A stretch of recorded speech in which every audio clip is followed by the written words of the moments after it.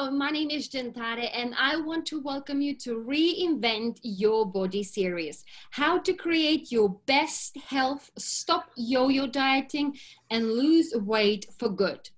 Today's my guest is Dr. Michael Klapper. Good morning for you, Dr. Klapper. Good morning. Good to see you. Thank you. Welcome to the show. It's my honor having you here. Well, thank you. It's lovely to be with you and your viewers. Dr. Klapper, would you mind a little bit introducing yourself? Certainly. I'm a classically Western trained physician. I graduated 40 plus years ago from the University of Illinois College of Medicine in Chicago. For the first 10 years of my medical career, I worked in emergency rooms and operating rooms doing regular blood and guts medicine. But 10 years into my career, a number of events happened. I changed my own diet, started working with the diets of my patients. They got leaner, healthier. I got them off their medications. They turned into normal, healthy people. And that has been the direction of my career ever since for the past 30 plus years. I've been doing a nutrition-based medicine and watching people not need my services by getting themselves healthy. And so I'm the happiest doctor I know. My patients get healthy, like most of my colleagues. So that's a long story and a very short description there. Amazing. So today we're going to talk about health and some little bit food as well we're going to touch. Dr. Klapper, can you tell us, please, what are the health problems associated with being severely overweight or obese? Right. It's really remarkable. I entered my active medical practice in the early 1970s, 48 years ago. And in that span of those 48 years, I have seen this tsunami of obesity sweep through the Western population. And now it's stunning. Every third person is clinically obese with a BMI of over 30. Half the people are definitely in the overweight category. And it's been fascinating to watch the reaction instead of being alarmed by this and catching the attention of the public health officials. We basically accepted it. Yeah, we're fat now. That's just who we are. And if you've got a problem with that, doc, that's your problem. I'm happy in this huge body. And fat shaming has become a real issue in just even discussing this topic. But I don't want to shame anybody. These are my patients, my friends, my relatives. You know, I am alarmed as a physician because, and granted, many people are dealing with psychological trauma and maladaptive, food patterns, etc. But from a strictly physical side, from the medical side, obesity is not a state of health. Obesity is a state of inflammation. People say, well, I can be fat and healthy. No, you can't. In my slide presentation, I've got a slide of a plastic model of an obese abdomen, and it's sliced lengthwise so people can see what's in that abdomen. And there's two problems, two kinds of fats on the abdomen. Under the skin, the subcutaneous fat, and people can have 10, 15 pounds of this plastered on their abdomen. The fat under the skin is metabolically active and it pumps out estrogens, potent estrogens. Well, if you're a woman with a breast lump or a guy with a prostate cancer, the last thing you want is 30 pounds of estrogen secreting fat tissue plastered on your abdomen. That's a great way to wind up with all sorts of growths that you don't want to create.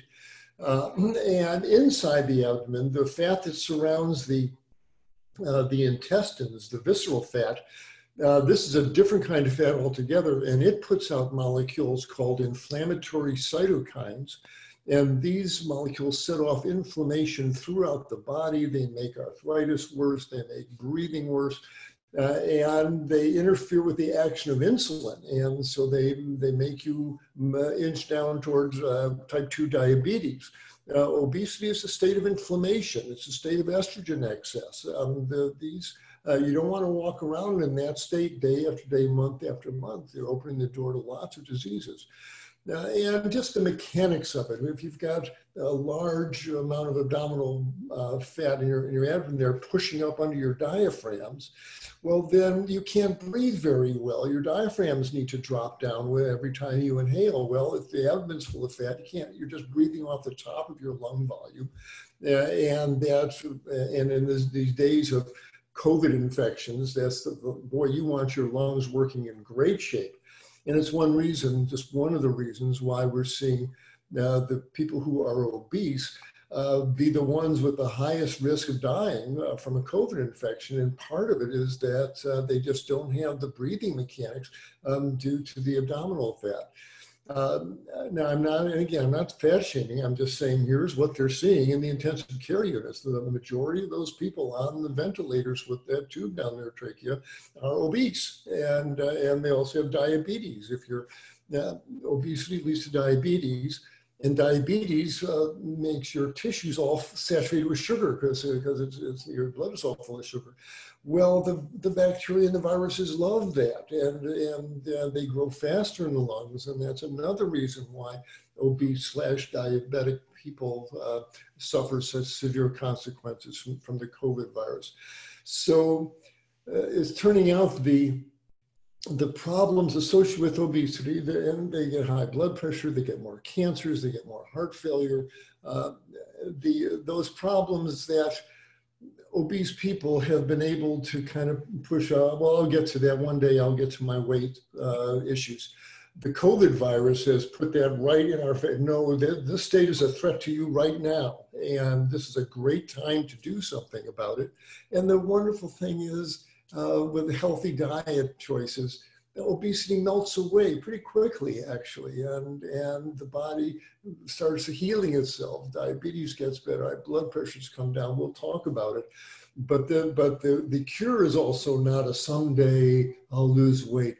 In these next few weeks, healthy eating can make a huge difference for these people's health and along with it their obesity issues. So, long answer, but. You know, when you look out in the wild, look at the animals, you don't see any obese gazelles, you don't see any obese wolves, you don't see any obese, any of the wild animals, man, they're moving and they don't want excess body fat. The only obese mammals on this planet are human beings and their dogs and cats who they feed and make them obese. You know, obesity is not a state of health, and it's certainly not a natural state. So we'll talk more about it, I'm sure, as we carry on our discussion. What are the common foods, the most common foods that increases obesity? Right. Yes, this is really such an important question, and I'm glad we've got some time because it's a little involved answer, but when I went to med school and many of the diet folks, you know, calories in equals calories out. And if you take in more calories than you burn off, then you're going to wind up obese. Doesn't work like that. The body's far more subtle than that. We are carbohydrate burning organisms. The mitochondria in our cells burn glucose. We are sugar burning organisms. And that's why we like to eat fruits and why starchy vegetables are so satisfying for us. And the beauty is, you know, there's been this whole anti-carb, oh, don't eat carbs, they make you fat. No, carbohydrates in their natural form, unrefined form, we'll talk about that, will not make you fat. They cannot, and here's why. We're talking about sugars that plants make from the sun and the rain, and they make these little rings of carbon atoms and glucose. And the sun's energy is stored in that sugar ring like a coiled spring. And when we eat the carbohydrates, the good sugars, in our cells, we break that ring, we get the energy out in chemical form. And yay, it powers our muscles, etc. That's great. Well, nature makes carbohydrates. All plants make it. The majority of whole plants, all of them, fruits, vegetables, grains, beans, etc., they're all made of carbohydrates, basically. So when people say, oh, I want to eat carbs, yes, you do. You want to eat the carbohydrates that are in part of whole plants that have grown out of the ground. How many apples can you eat? 10, 12. It's mostly fiber and water. And the sugar that you do eat, you burn off as energy. It cannot turn into fat. when you eat a plate full of rice and all those sugar molecules, the body's not going to break the sugar molecules apart, grab the energy, take the fragments of that carbon ring and start linking them together into long chain fats. Body's not going to do that. Way too many enzymatic cells. Carbohydrates will not turn into fats. What really happens if you eat 2 baked potatoes and some rice for dinner, as long as you don't pour a bunch of oil on it, as long as it's pure carbohydrates, what really happens is that those sugars, part of them will be taken to your muscles where you will replete your glycogen stores. You have the stored muscle, the stored sugar in your muscles, glycogen that lets us walk around. We deplete that during the day, like the storage battery in a car. And then we eat our carbohydrates and we fill up our glycogen stores. And so that's how we move around during the day. We're carbohydrate fueled creatures, and we draw down on our glycogen stores. We eat some good carbohydrates and fill them back up. But once you've filled up your glycogen stores, what happens to those extra carbohydrate calories in that potato or the rice? You're burning off as heat. Your blood temperature goes up 1/4 degree. You'll stick your foot out from the covers at night, or you throw the covers off, and you radiate it off to space as heat. The body's not going to turn those kind of carbohydrates into fats. So have no fear about rice and beans and fruits and vegetables, even though they're made of carbs. They're natural, whole carbohydrates. They're good for you. They come with vitamins and minerals, and they're mostly fiber and water.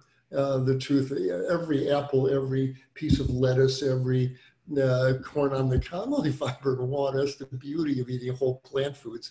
They fill you up and it doesn't stick to you. You get nice and lean. We'll get to that.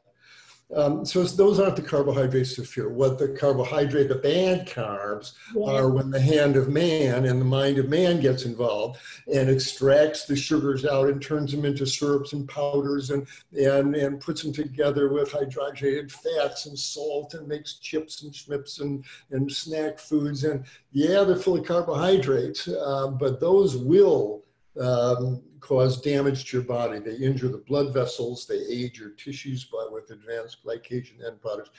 It's the processed carbohydrates, those edible food-like substances out of brightly colored packages and boxes, as author Michael Pollan tells us. Those are the bad carbs. Don't eat, if it comes out of a bright, shiny package, don't be eating it.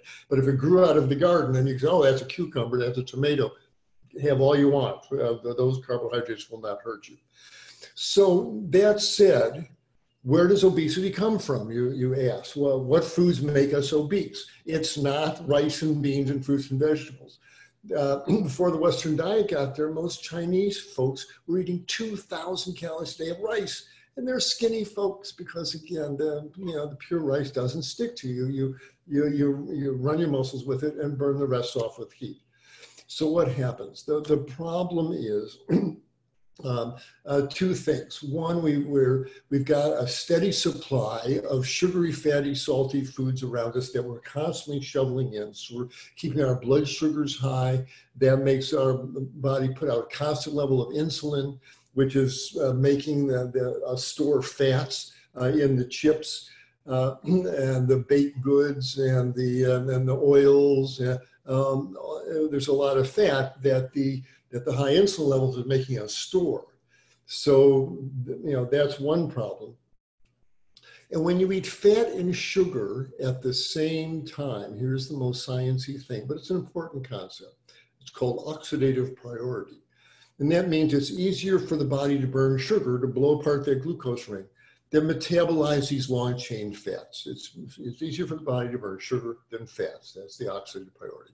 Why is that important? Because if you eat sugar and fat at the same time, if you eat ice cream, which is sugar and fat, you're going to burn the sugar and you're going to store the fat for later. Mm-hmm. Well, think of all the fat and sugar combinations people eat when they're eating a piece of fried chicken and French fries. There's starchy sugar in the French fries. There's vegetable oil in the fries. There's chicken fat in the chicken. That's a great way. You think, oh, chicken's healthy. No, it's not if it's fried and eaten with junky carbohydrates. All baked goods, everything out of the bakery except dark whole breads, but every scone and muffin and donut, etc., is a combination of fat and sugar. You've got sugar, pastry flour, but what's holding it together? There's some fat, there's an egg yolk, there's shortening, there's oil, there's some fat holding it together. So baked goods are fat and sugar. So when you're asking me, well, what are the foods that stick to us? Here they are. They are flour products from the bakery, the fat and sugar combos. So stop, eat whole grains, not stop all the flour products. Second are dairy products, milk, cheese, ice cream, yogurt. Cow's milk, the purpose of cow's milk really is to turn a 65-pound calf, a 20-stone calf. No, not even that, a 5 stones. I'm way off on my conversion there.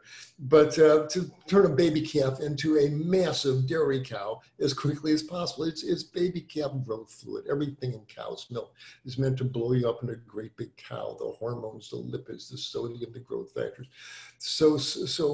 And I can tell the dairy eaters when they walk in my office, their faces are bloated, they have thickness in their neck. They stop eating the dairy and it's amazing. Within weeks, the bloat leaves their faces, their jaw lines appear, their nose stops running, their asthma gets better. Dairy is one of the things that keeps people stuck. And nowadays, there's so much else to pour in your cereal, rice milk and hemp milk and oat milk. And you don't need the milk of a cow any more than you need the milk of a giraffe. So stop the flour products, stop the dairy. And finally, stop the oils. Why? Because you're pouring oil on your pasta. You're creating that fat-sugar combination. You're going to burn the sugar in the pasta and you're going to store the fat in the oil. Oil is liquid fat in a bottle. There's nothing healthy about it. It hurts your artery walls and it gums up your insulin receptors and makes you more diabetic and obese. So those are the 3 things, the flour products of dairy and the oil. Stop those. And then make sure your foods are whole plant foods. A big salad with every lunch and dinner, hearty vegetable soups, big plates of steamed green and yellow vegetables, and all the wonderful hearty casseroles and stews and chilies. You can make it Italian style and Chinese and Mexican and Indian curries. You can do all that. There's this wonderful international cuisine as long as it's made with whole plant foods. Lots of lentils and beans and chopped up veggies. Keep your belly full of that. And you wind up lean and healthy. The obesity melts away. People lose a few pounds every week. And as the weeks go by, it's one of the most exciting transformations in medicine to see this obese person who was medically ill on diabetes meds and high blood pressure meds. They start eating soups and salads and greens and stews, and taking a walk every day, and this wonderful transition happens. All of us who practice lifestyle medicine, we have an album full of before and after patients who've gone through this wonderful transformation while eating all this great food. So long answer here, but people want, well, what should I do? Stop the dairy, the oil, and the flour products. Start with those and get your meat eating down to as little as you can. And if you can't, stop it altogether. Meat is full of fats, full of growth hormones. It's not your friend either if you're trying to, because it's more than just weight loss, it's health. And the more meat you eat, the higher risk of colon cancer, the higher risk of autoimmune diseases. The less meat, the better, and none is best. And so those are the major ones too. So what is the most powerful strategy to gain lean in our body? Sure. Well, the overarching strategy, you're going to keep your tummy full of healthy vegetables, basically. Okay. And that's all you need to do. Healthy carbohydrate rich vegetables. Absolutely. Right. Exactly. So first of all, let's go through a typical eating day: breakfast, lunch, and dinner. Yes. Breakfast. Okay. First of all, if you're not hungry, don't eat. People say, oh, breakfast is the most important meal of the day. No, it's not.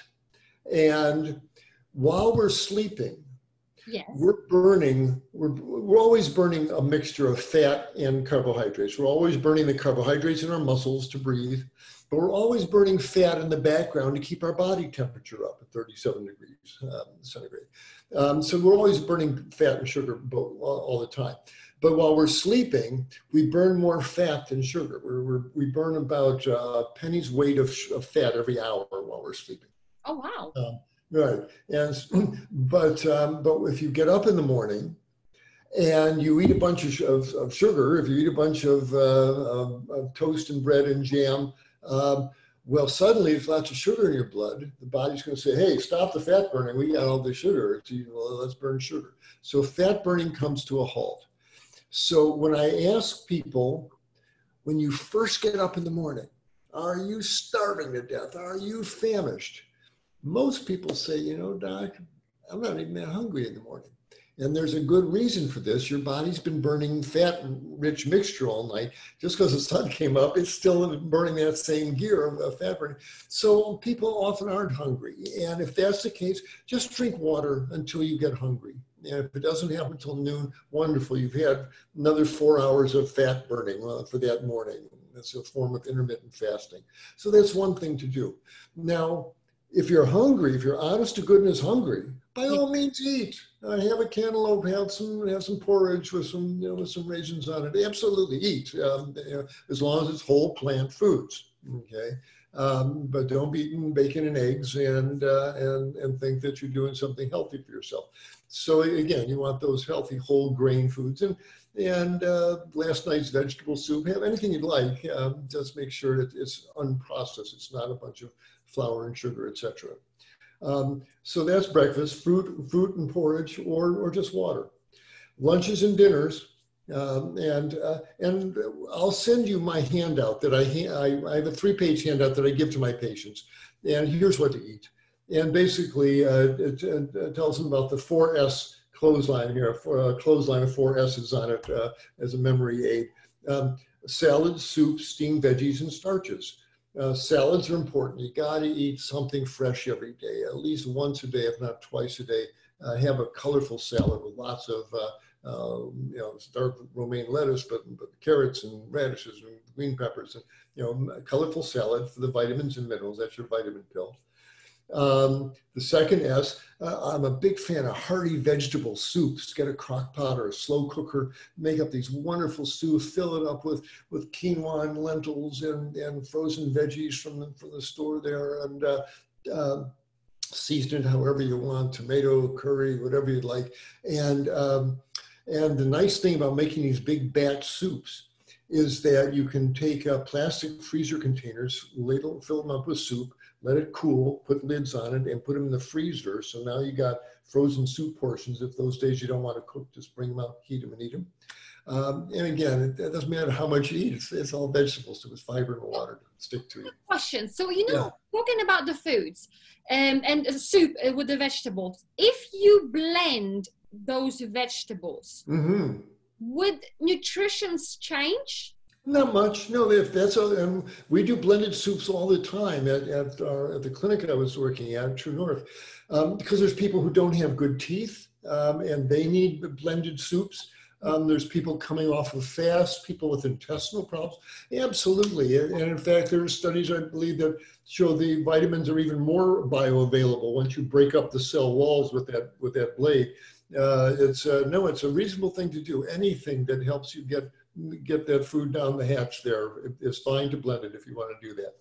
So salads and soups, so freeze part of it, and then keep the rest on the stove. Every time you walk into the kitchen, ladle out a cup of soup and have it, and just keep your belly full of this wonderful soup. It's all fiber and water. You wind up lean. The more you eat, the skinnier you get. It's a wonderful thing. So salads and soups. Steamed veggies, green and yellow, green and yellow. We need something green every day because that's where the calcium is. That's where the magnesium. People say, if I don't drink milk, where am I going to get my calcium? Get it from the same place cows get their calcium. I mean, think about it. Cows don't drink milk.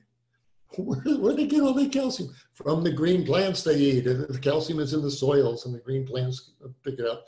Well, that's why you want broccoli and kale and chard and Brussels sprouts for the calcium and magnesium. So something green every day. And something yellow, carrots, squash, sweet potatoes for the carotenes, for the antioxidants, for your brain. So have some green and yellow, but again, let's steam up some squash, carrots, sweet potatoes, but you can chop them up, put them in a salad, you can add them to the soup. I don't care how you get it in, but have something green and yellow every day. And then you need some hearty starches for energy, because we burn sugars, and sugars, starches are sugars linked together.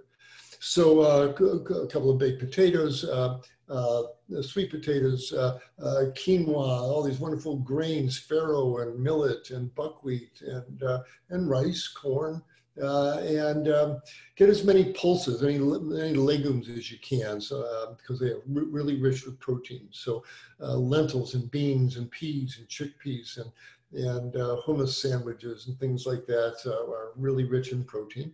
I'm getting hungry. And then finally, and for dessert, have a mango, have cantaloupe, have fruits. There's, wonderful, nature made it really easy to find sweet things to eat. So you keep your belly full of this. And as I said, yes, you can have some pasta. If you're trying to lose weight, easy does it on the pasta. But you keep your belly full of soups and salads and greens and veggies and stews, etc., and stay away from the processed foods. You're going to wind up shedding that weight. You can't hold weight on that kind of eating style. As I said, I'll have it for you in the handout there. A couple of things you want to be aware of. Well, beware of nut butters. It's easy to go through a jar of peanut butter, almond butter, and that's a lot of fat and oil all of a sudden. So no more than a tablespoon of that ever, one at a time. Careful. Nuts and seeds are fine, but hold it to one small handful a day. Don't sit in front of the telly and shovel in 5 pounds of cashews. They're natural, they're plant-based. Hold your nuts and seeds to one small handful a day. Eat them one at a time. And turn off the TV and become an almond eater and enjoy the experience of eating almonds. We should need to connect with our food. Well, you keep your belly full of that kind of food and stop the oil, the dairy, and the flour products and the meats. You're going to trim down quite quickly. And the obesity is something that you used to deal with, and you'll be healthier along with it. So, Dr. Klapper, from being like when you're obese, overweight, and you kind of completely change your diet, you're going on whole plant-based food, eating more vegetables and fruits and salads. You can start, for other people, the beginning especially, they could start feeling like constantly hungry because they constantly think about the food. Is it, for example, having like a little portions throughout the day, would help to lose weight or not? Well, that's an important question. The idea of grazing, like the cows do. Is that a good? It turns out no. I used to think that it was a good idea. It's not, because if you're constantly giving yourself hits of carbohydrates, your pancreas is going to respond by keeping your insulin level up all day. Your pancreas wants to respond to one carbohydrate load and then let your blood sugar go down. But if you're constantly keeping your blood sugar up, then you're constantly in that fat storing year. Now, you're not going to be eating a whole lot of fats. And again, it depends on the kind of food. If you're eating salad all day, it doesn't really matter, truth of it is. If you're eating apples or whole fruits, then it doesn't matter a heck of a lot. As long as it's not the processed foods is the real issue. So stick with whole foods, eat when you're honestly hungry.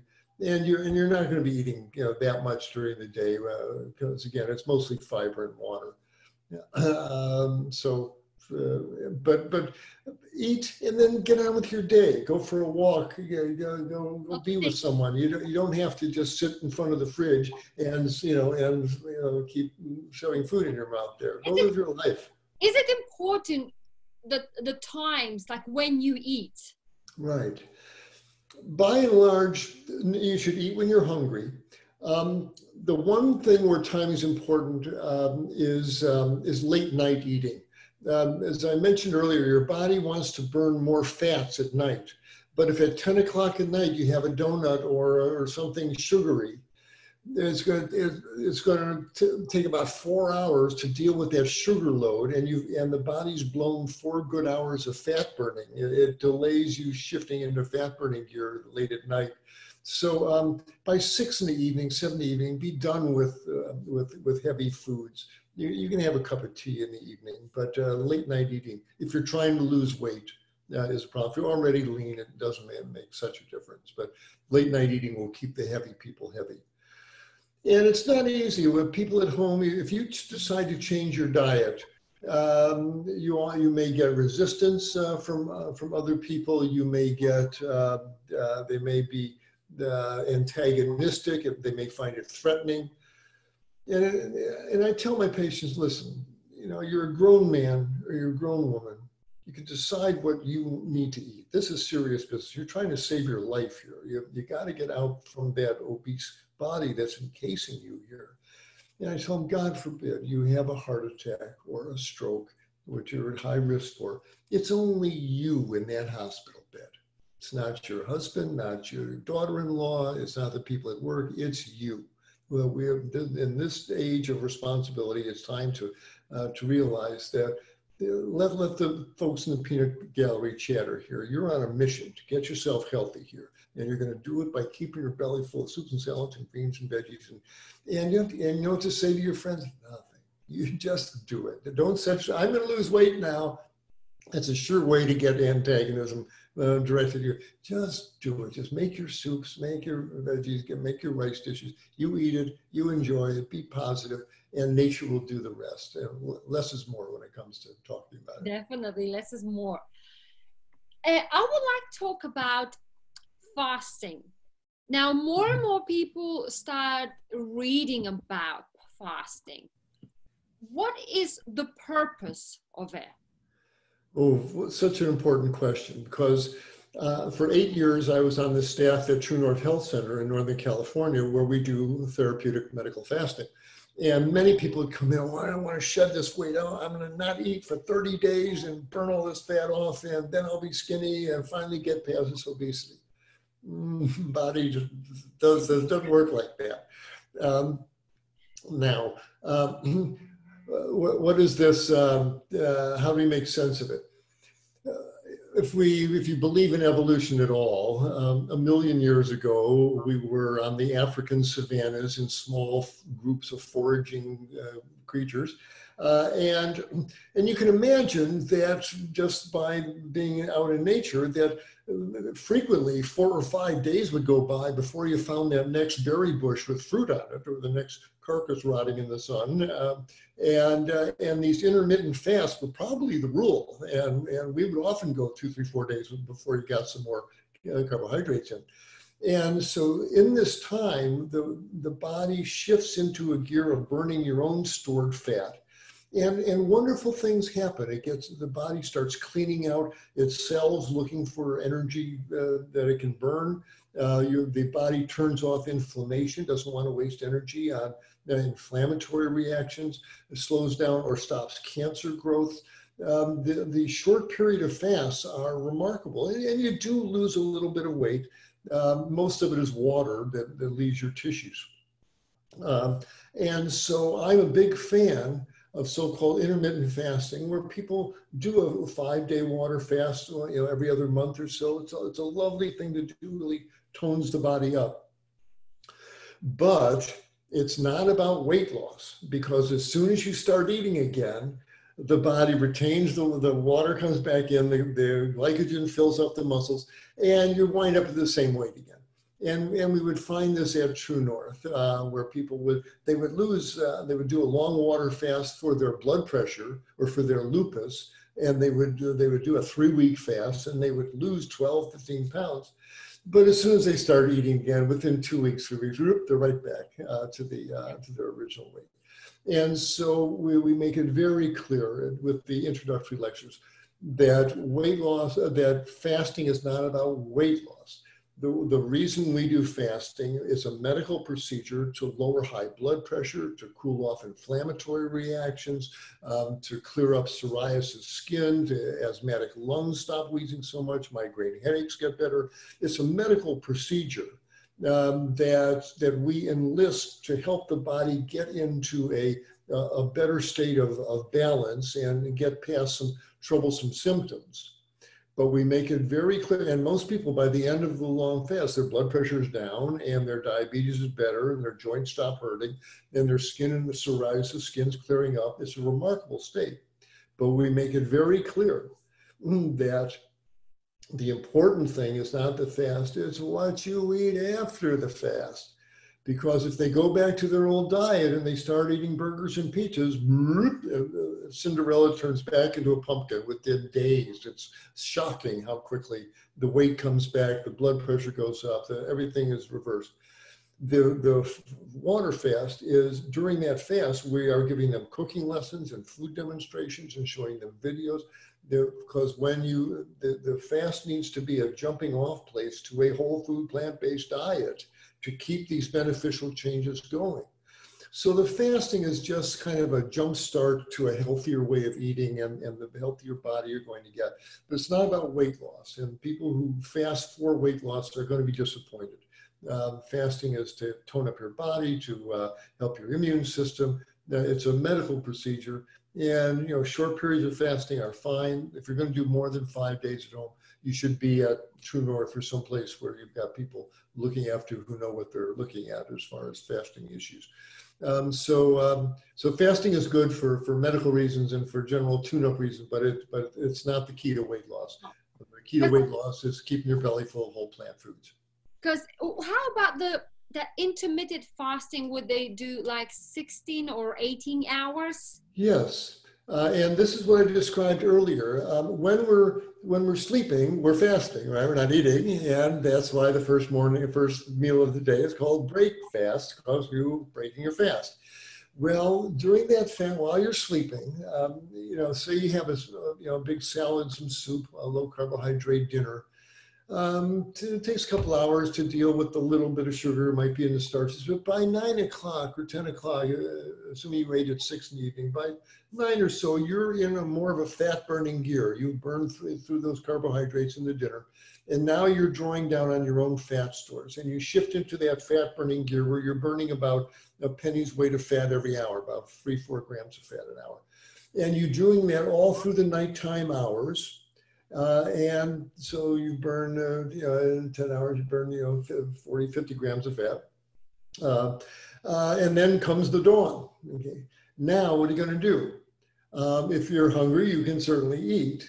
But as I mentioned, if you're not hungry, extend that fast throughout the morning hours. That's a form of intermittent fasting. Just if you're not hungry, don't eat. Keep riding that wave of fat burning all the way till noontime. And start your eating day at noontime. You have a big salad and your vegetable soup and a baked potato, and you can have fattier stuff, tahini dressing on your greens in the evening.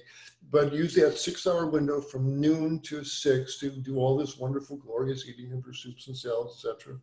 But by 6 or 7 in the evening, you're done with eating at that point. And as I said, a little cup of ginger tea if you like in the evening, but that's it. Confine your eating day to about from 12 noon down to 6 or 7 in the evening, and the rest of the day is fasting, and you're doing an intermittent fast. But it's a lovely way to run your eating day, and it can help with weight loss. But again, the real weight loss is happening even in those eating hours by keeping your belly full of soups and salads and greens. That's what you're getting skinny as you eat that stuff. Amazing. Well, Dr. Klapper, thank you so much for being here. It was my pleasure talking to you. Before we're going to go, is there anything else on your mind that you would like to share with listeners? Oh my, yes. Eating healthy is your birth. It's your key to getting out from stopping a medical patient. You don't want to go through life diabetic, hypertensive, clogged up. You don't want to be a cancer patient. And keeping your belly full of these wonderful, healthy foods creates a lean body, but also a healthy one. And we're in the middle of this COVID epidemic.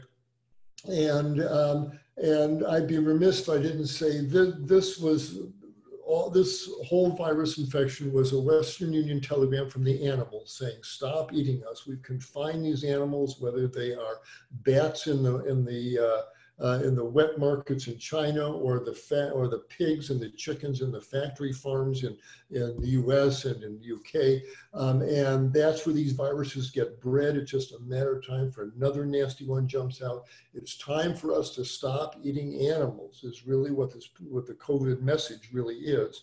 And along with that, plug in the healthy plant-based diet we've been talking about, and the animals will reward us with lean, healthy bodies, with normal blood pressures, with normal blood sugars. This is as discomforting as this whole ordeal has been. It's an opportunity. Use these weeks to get yourself healthy, get out from an obese body, get yourself healthy, so if you do run into this virus, it'll just be a couple of days of a cough and a runny nose, and you'll be fine. So all the way around, plant-based diets will save us as individuals. It'll save the planet. It'll save our futures. So the real message is keep your belly full of those healthy plant foods, and thanks for helping get this word out. I'll be sending you, please make my handout available to your people on your website. Yes, definitely. There will be a link available below. Okay. And also, can you tell our listeners where they can find you? Yes, absolutely. Go to my website, drklapper.com. I'm sure we'll have the website there. It's all spelled out, DOCTORKLAPER.com. And when you click on it, you'll see our Moving Medicine Forward initiative, where I'm going to medical schools and telling the med students, it's what your patients are eating is why they're sitting in front of you, obese and diabetic and hypertensive. Start with their food, and the rest of healing gets easy at that point. So so you can learn about what we're doing there and help support our work if you feel that's what you want to do as well. So thanks for helping to get this word out as well. It's so important. No problem. Pleasure's mine. Well, thank you, Dr. Klapper. And to our listeners, thank you for listening and have a good day. And I see you in the next episode. Have a good day. Bye. Bye.